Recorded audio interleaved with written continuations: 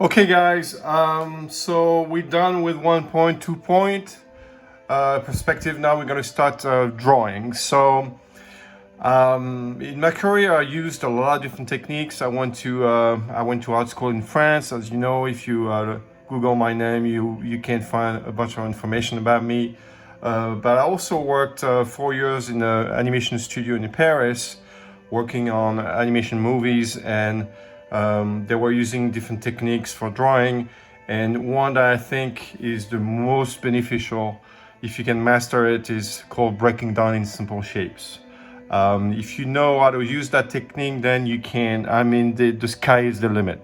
Now, like everything else that has to do with eye-hand brain coordination, if you want to master a sport, it can be tennis, golf, or whatever, it takes time and practice. There's nothing that out there that can make you become great at drawing or great at tennis playing or great at golf or anything like that in 1 second. It's just time, dedication, effort.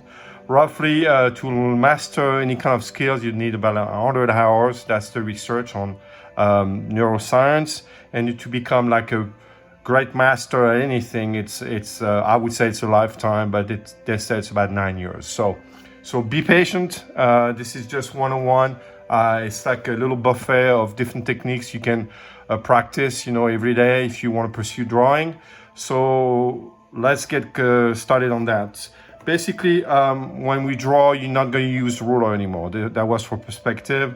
You're not going to use HB. You're not going to use 2H. You're going to start using your B pencil. So if you take from the kit, if you can see here, this is one brand, but I don't know what brand you bought. It doesn't matter. You got a letter and a number. B means it's a soft pencil, and that's what you want. And the letter indicates how soft it's going to be. So the higher the number, I think you have 2B, 4B, 6B. 6B is going to be the softer. So it's going to get really dark on you if you push hard on it.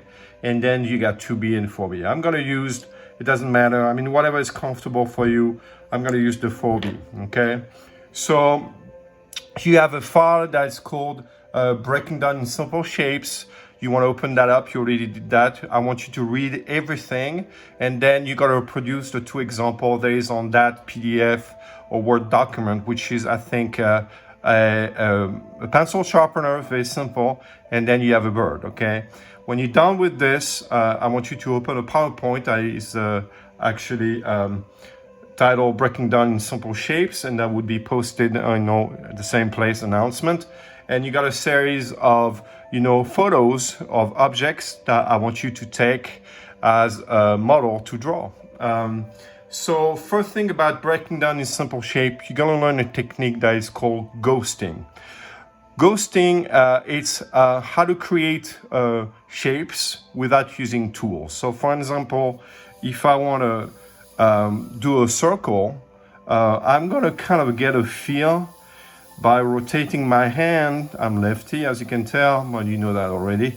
And when I feel it, I'm gonna put it down, okay? So I'm gonna put it down lightly. It's gonna give you a guideline for a circle, okay? If I want an ellipse, it's gonna be, I'm gonna try to find the shape, and I'm gonna do like something like this. So here I have an ellipse. Then, if I want a cylinder, I'm just gonna connect like this, and I got a cylinder, okay? Then I'll go over that. So basically, the exercise is when you open the PowerPoint, you gotta look at each object, you gotta think about how you can break it down in simple shape. The first one is mechanical shape. It's a bottle. And I think the second one is fruit, pears. So you got two types of shape in nature. You have mechanical shapes that are made by man, by us, meaning they're machine made. The bottle was made by a machine. They are usually symmetrical, not all the time, but they are. And then you have organic shapes. That's everything that is made by whatever you want to call it, nature, God, whatever. And they're not necessarily symmetrical all the time. So I'm going to give you an example with how to create a bottle, okay? So a bottle, if you look at a bottle, actually, you can break it down in three simple shapes. You have, I don't know if, I want to make sure that you guys can see that. Okay, so you're gonna have a little cylinder on top, right? You're gonna have a sphere, and you're gonna have a larger cylinder in the bottom, okay?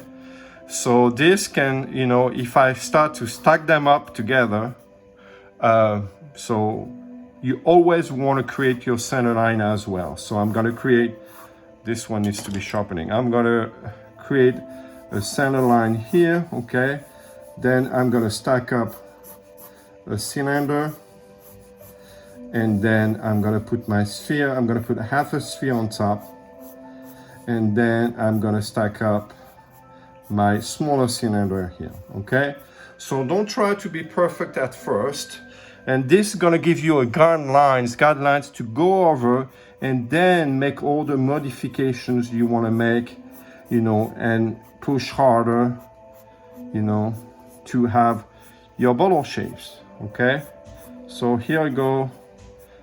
Then later, you know, when we do shading, this you can erase, or it can be covered by cross-hatching or any technique for shading you want to do. But that's how you create the bones, the structure.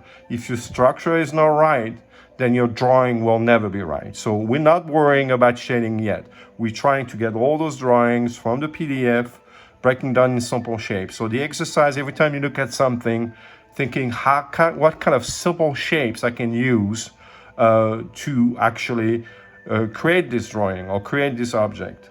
And the key is to go from broad to detail. A little bit like if you were taking a big block of clay and you kind of chip away to get the detail. So we tend to want to create detail first. That's a mistake. You want to get the structure right, okay? So now I think the other objects you have, it's an organic shape if I'm not. Let me check on my, yeah, okay. 2 pairs, okay, so one, you want to create, even though it's not totally symmetrical, there's an axis, a center line that helps you creating the direction. So the first one, you know, is looking that direction. So it's like, I can break it down very simply with a circle, a sphere, and then a cone on top, okay? So that's gonna be one. Then the other one comes, if I look at it, start right here, and then I'm gonna have a center line here. I'm gonna have all a circle shape, and then I'm gonna have my cone right here, okay? So then I got the basic structure to do my drawing, and then, only then, I'm gonna worry about the little details. I'm gonna go over and create my outline and do all those little modifications here and there, okay?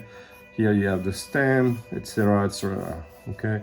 So then you can, and of course, all those little sketchy lines you can erase later if you want.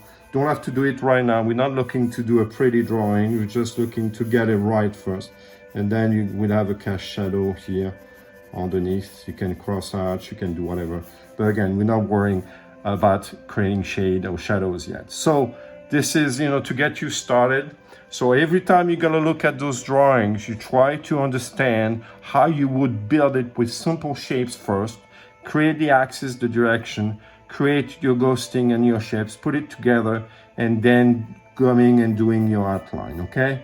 So never start with the outline. If I had no guidelines for my bottle, let's say, if I would just start by the outline, what would happen often is that I would do something like this. I can manage this side maybe, and then I would do something like this, and you know, it's not symmetrical. So remember, that's the preferred technique. If you can master that technique, it's gonna take time. Don't expect to be great at it like in a week or two. It's, you know, it's everyday practice. You'll get much better at drawing. All right, now try, you know, open the PowerPoint and, you know, get a feel for it. Practice ghosting. All right, if I want a circle, I just get a feel for it and then put it down. Don't try to have a perfect shape, you know, and then you can always come back and find your shape, okay?